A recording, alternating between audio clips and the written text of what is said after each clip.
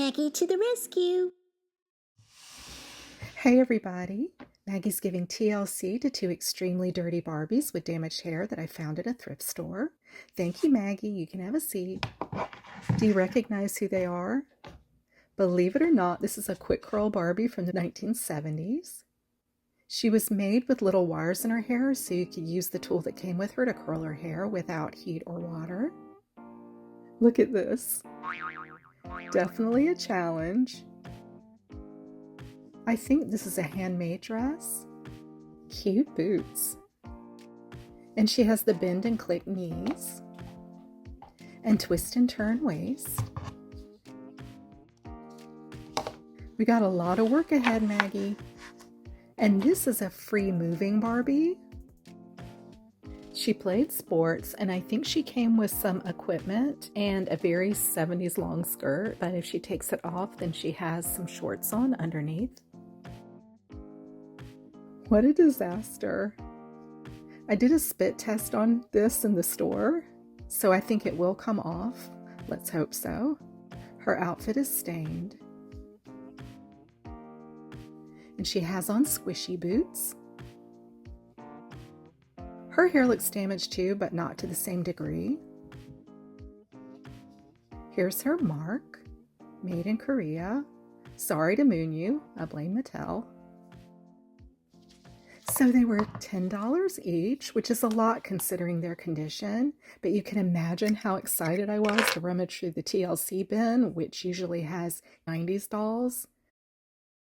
I couldn't believe I was seeing two faces from the 1970s. I found them in the same bin that I found Sabrina the Teenage Witch, and if you haven't seen that video yet, you can check it out. The same thrift store got in lots of Barbies in original packaging, and I keep trying to tell other doll content creators who live in New York to come get them, because I only rescue dolls unless they're super inexpensive, and these are priced pretty high for a thrift store, but they have some treasures. And I don't know why, but the one I want is the bowling Barbie. She's just super retro.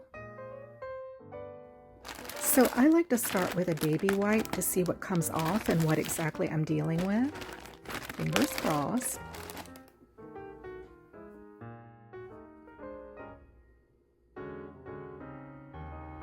Boy, is she dirty.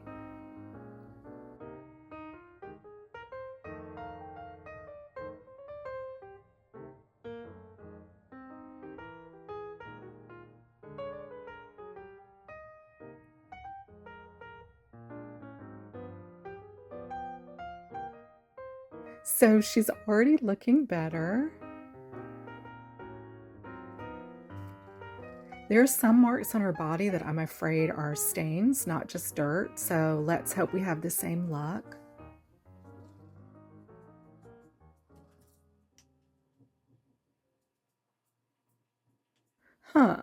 So she's not cleaning as easily with the baby wipe, but I'll wash them both more in dish soap.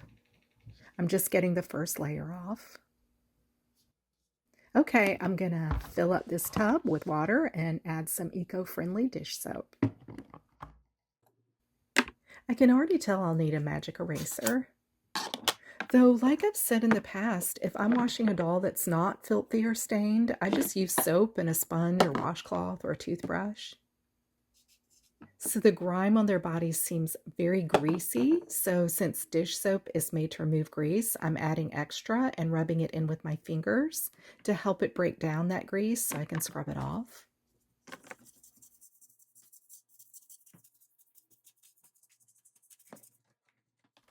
So I'm taking the opportunity to wash their hair as well, but I'll rinse it off in my sink off camera, which has a really strong spray nozzle. So I'm just going to let them soak for a bit under the washcloth, and then I will scrub them a little bit more and then rinse in my kitchen sink off camera. So they're all clean and rinsed. Not perfect, but much, much better. And take a look at this. Maybe a dog bite?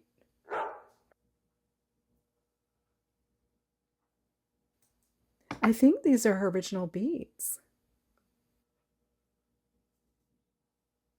Phew, what a mess.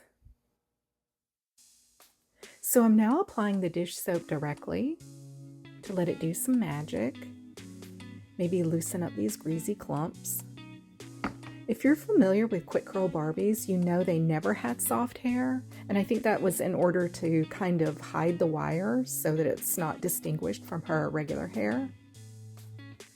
I think a lot of these clumps are just the wires knotted up, which is a little bit difficult to deal with.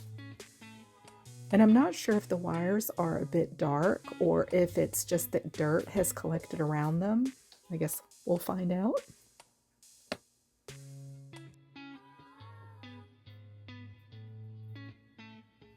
So I rinsed out the soap really, really well. So my strategy now is to use the pointed pick end of this comb and try to pick out the knots.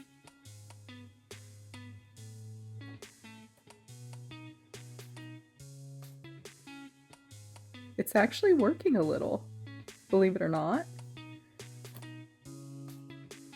If you've watched my videos, I usually start by combing the ends and working my way to the crown, but different circumstances call for different techniques. I could probably use my rat tail comb to do this as well, but I'm very glad I have this comb. So I'm just continuing to work through this craziness. So I'm able to comb through her hair now. It's even looking a little shiny. I'll be honest, I was not sure this was going to happen.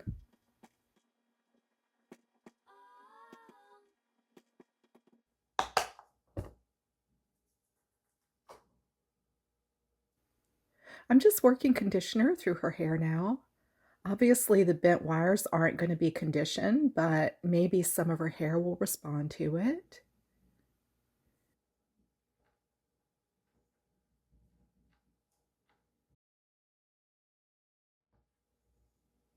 Let's see what the wire does. I'll demo that more in a bit.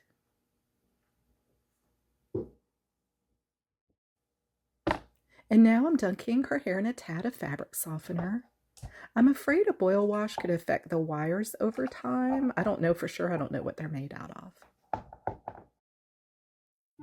All rinsed out. Her hair is drying fast.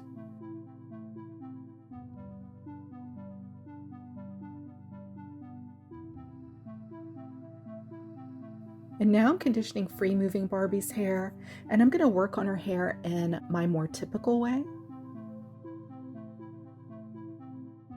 Starting at the ends and working my way towards the crown.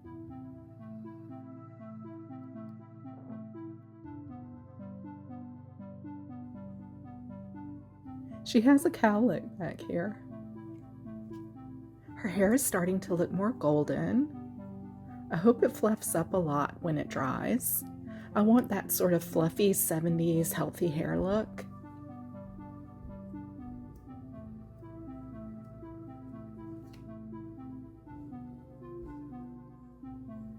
So I boiled some water and melted OxyClean in here, but I want these two to get cooler with ice cubes. I don't want the skirt pattern to run or the boots to melt.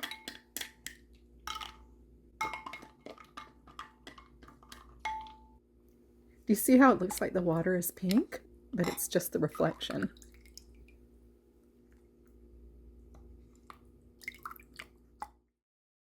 I don't know if I'm going to put her back in these clothes. I brought out some of my original Barbie clothes.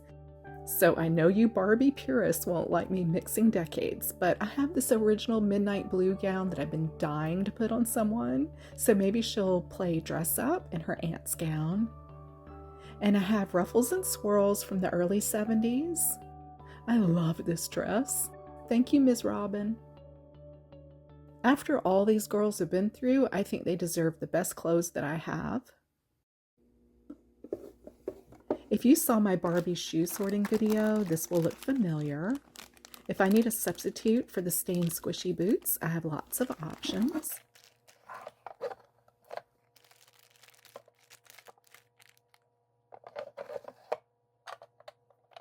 And I have little accessories, and some are from the 1970s, like this black and lame gold bag.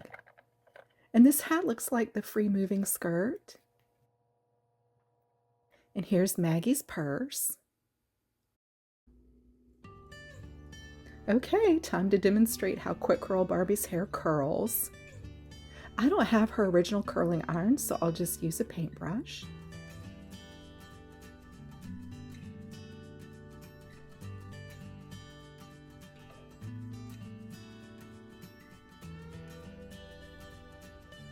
Isn't that fun? This isn't how I'll style it, but I just want to see if all the areas of her hair still has wires.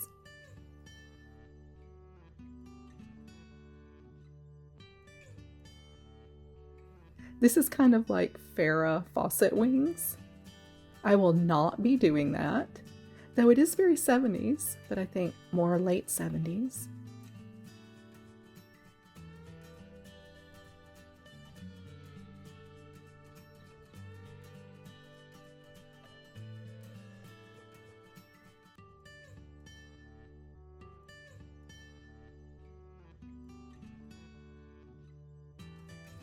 So it all checks out.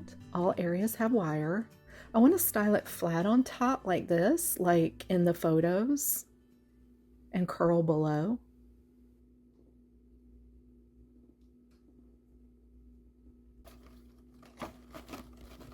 And for free move-in, I want to give her some volume and body. So I'm gonna cut some straw rollers.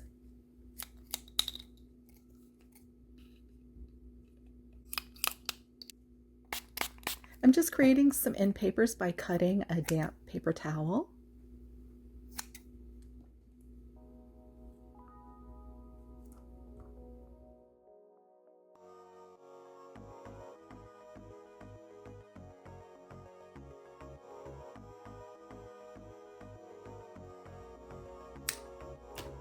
And now I'm using little bobby pins to secure the hair.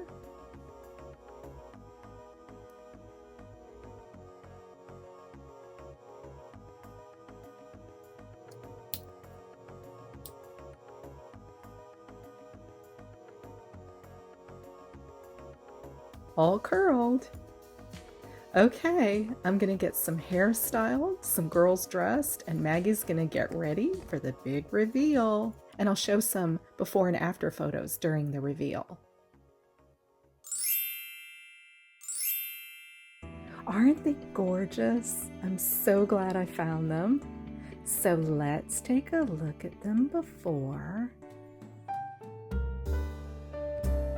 They were pretty gross. And here they are after. Her hair is so pretty. The curlers added some nice body, and I did 2 layers of curls for her and added bow beads that I found in this trim. So I just thought it would be fun to wrap it around her. Again, I know her outfit isn't 1970s, but she looks so beautiful in it, and I'm glad the wire in her hair still works. Both still have some flyaways, but that's okay. Maggie looks the most mod 1970s. She loves to play dress up, and I threw in a little disco. I'm so thrilled to have 2 iconic 1970s dolls in my collection now. If I find the original outfits, I'll do a community post. Did any of you have these dolls growing up or collect them now? I hope everyone is hanging in there, stay strong and kind, and enjoy your doll projects, creativity, and your right to express that however you need to. Thanks for your support, everybody. Bye.